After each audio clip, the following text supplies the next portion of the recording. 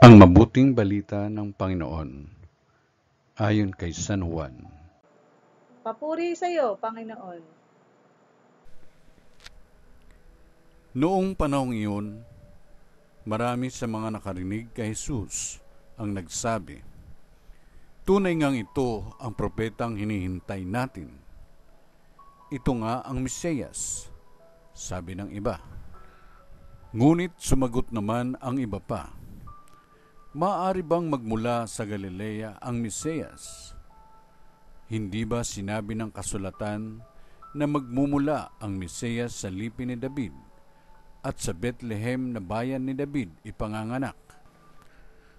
Magkakaiba ang palagay ng mga tao tungkol sa kanya.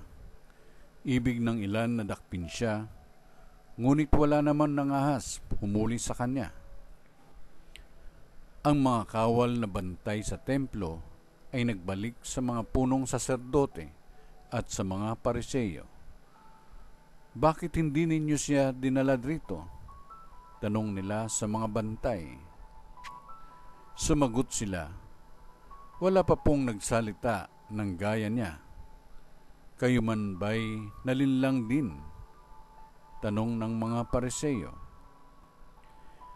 Mayroon bang pinuno o pariseyong naniwala sa kanya?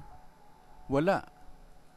Mga tao lamang na walang nalalaman sa kautusan ang naniniwala sa kanya. Mga sinumpa. Isa sa mga naroon ay si Nicodemo, na nagsadya kay Jesus noong una. Tinanong niya sila, "Labag sa ating kautusan na hatulan ng isang tao nang hindi muna nililitis at inaalam kung ano ang kanyang ginawa, hindi ba?" Sumagot sila, "Ikaw ba'y taga-Galilea rin? Magsaliksik at makikita mo na walang propetang magmumula sa Galilea, at umuwi na ang bawat isa." Ang mabuting balita ng Panginoon.